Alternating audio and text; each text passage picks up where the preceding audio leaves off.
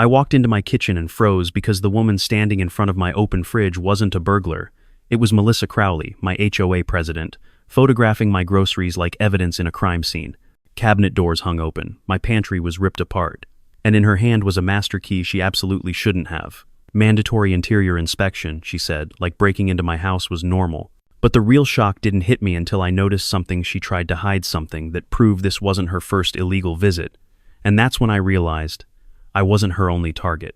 If you'd asked me a month earlier what the worst part of living in Willow Bend Estates was, I would have said the monthly HOA newsletters, those aggressively cheerful PDFs that tried to make mulch regulations sound thrilling.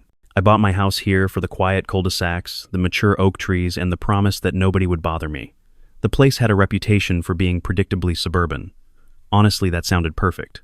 I worked from home most days, consulting for corporate clients who believed urgency was a lifestyle. My world was spreadsheets, policy audits, and leadership frameworks dull enough that I treasured the calm rhythm of my neighborhood. Morning, dog walkers, distant lawnmowers, Starbucks, runs the occasional dad doing battle with a leaf blower. Nothing dramatic. And then Melissa Crowley became HOA president. You know, the type late 50 seconds polished bob haircut blazer, even on Saturdays, the permanent expression of someone smelling something unpleasant. She'd been on the board for years, but when she became president, she treated it like a promotion to supreme commander. Overnight, our HOA newsletters tripled in length. We suddenly had urgent compliance updates, visual harmony audits, and something she called seasonal aesthetic enforcement, which I swear she made up in her car on the way to the meeting. Still, I kept my head down. I'd lived through plenty of overzealous managers. Melissa seemed annoying, sure, but harmless. The kind of woman who measured grass height for fun. But neighbors started whispering quietly, carefully. Little things. She walked around the back of my house while I was at work. I came home and found my trash bins moved, like she'd inspected them. I swear she knew when I wasn't home. I chalked most of it up to paranoia. Until the day someone slipped up and mentioned that Melissa had done an interior check on their house while they were gone. They said it casually, like telling me they'd tried a new detergent. When I asked what they meant, they turned red and backpedaled so quickly you'd think I'd asked for their social security number. It didn't sit right with me. My house was my safe space, my controlled environment. Nothing entered or left without me knowing clients, deadlines, and the chaos of the world stayed outside those walls. So coming home that Tuesday, seeing my normally neat kitchen torn apart was more than a violation. It was a breach of the one place where my life actually made sense. Melissa didn't even look guilty. That was the part that rattled me. Most people would panic, stammer, apologize, anything. But she acted like she had every right to be there. Like she was doing me a favor by rifling through my cabinets. And that key, that stupid little brass key. Red plastic tag. Stamped number. Identical to the emergency access keys the property management company kept locked in a coded box. She shouldn't have had it. She definitely shouldn't have used it.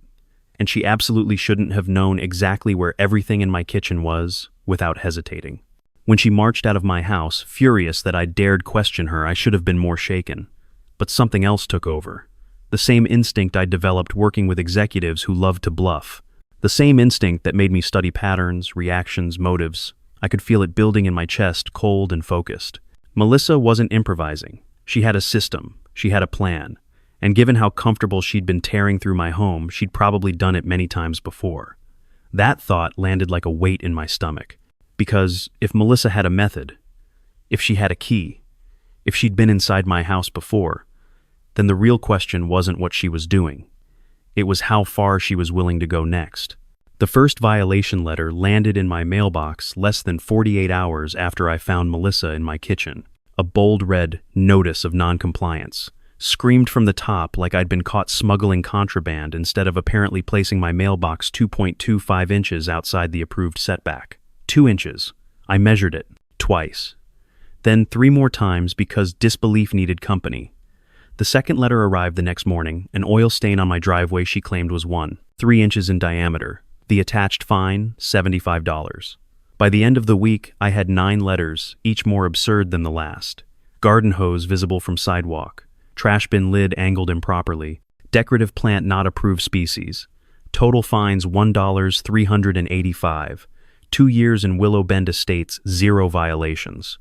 1 run-in with Melissa Crowley, and suddenly I was running a criminal enterprise out of my garage. Hardly. This wasn't coincidence. This was retaliation. I laid the letters across my dining table like evidence boards from a crime show. Case numbers. time-stamped photos, measurements down to decimals, everything crisp and official looking. It was too organized to be personal frustration. This was a system, annoyed turned into analytical. I pulled out our HOA governing documents, the thick binder most residents glanced at once and never again, and flipped through the amendments.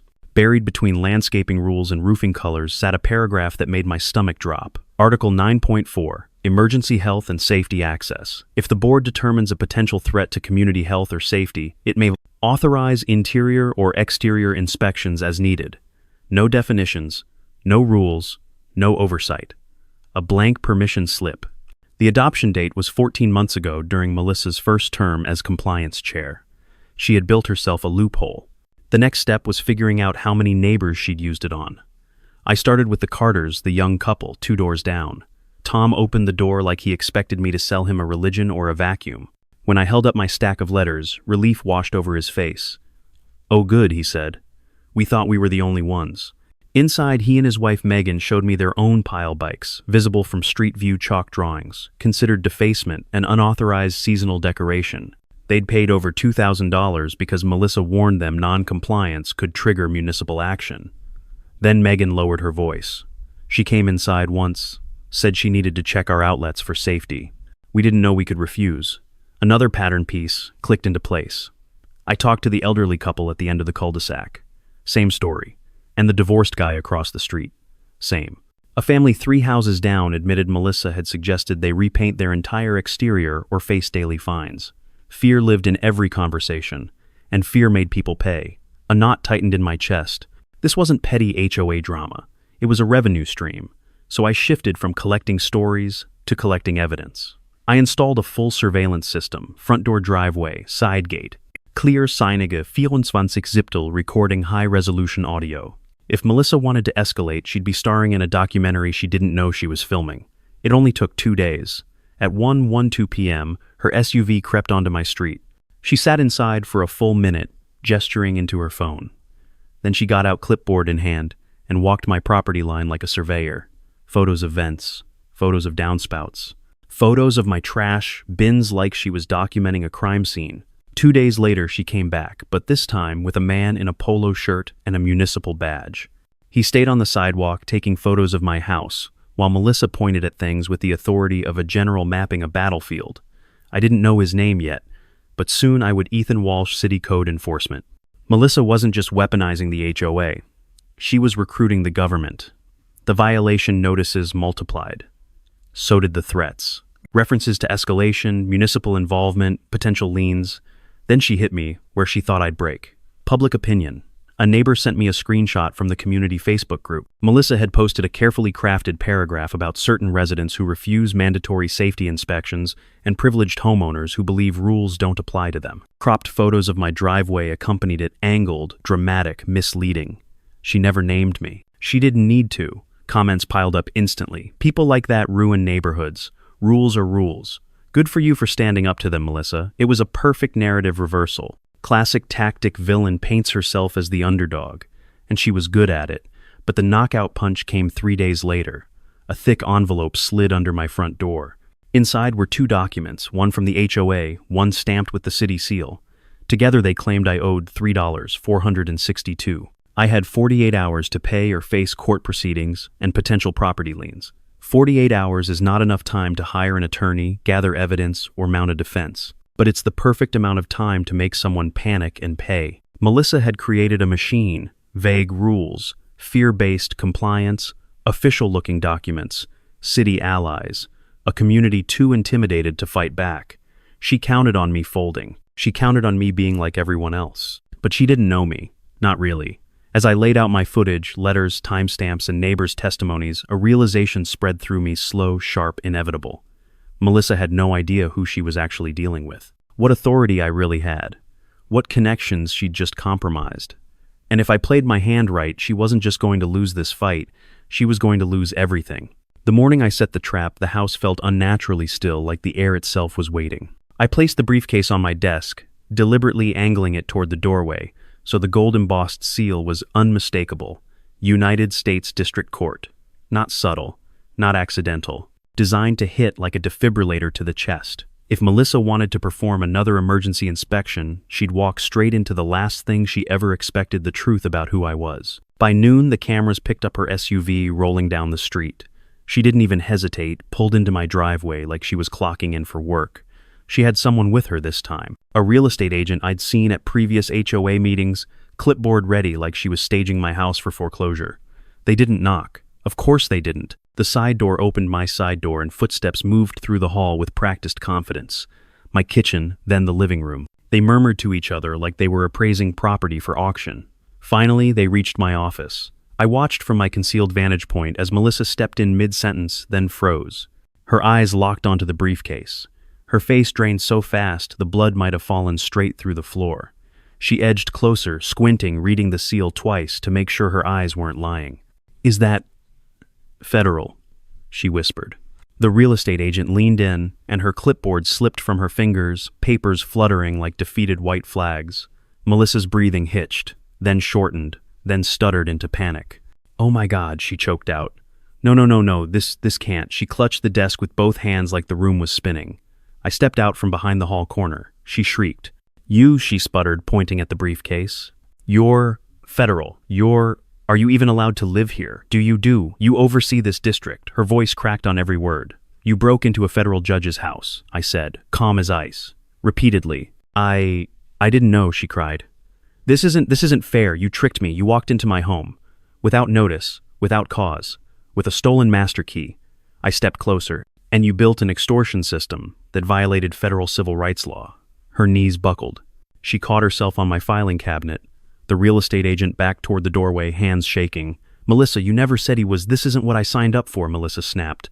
"You didn't sign up. James said the protocol covered everything. He said if we kept fines under $5,000, nobody would challenge them. He said the city would back us." There it was. Names. Involvement. Conspiracy. Live. On camera. "James Parker?" I asked, voice low. "City code enforcement." Her mouth snapped shut, but it was too late. My cameras had it. Every word. I picked up Melissa's phone off my desk where she'd set it while panicking. An incoming call buzzed. "James Parker." "Perfect," I answered. "This is Judge Jonathan Hale," I said. "Your operation is over." Silence. Then the call disconnected. Melissa crumpled to her knees. "I'll turn myself in," she sobbed. "I'll pay it all back, every dollar. I'll give you everything, my files, my emails, the people involved. Please, please don't let them put me in federal prison." "You weren't afraid to put your neighbors through hell," I said quietly. "Fear seems new for you." She pressed both hands to her face.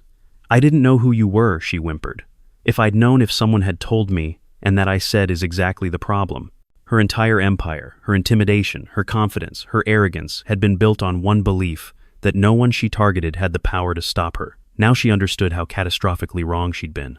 I told her to leave my house, and to expect federal contact. She stumbled down the hallway, tripping over her own feet, gasping apologies that collapsed into incoherent pleas. The real estate agent practically dragged her out.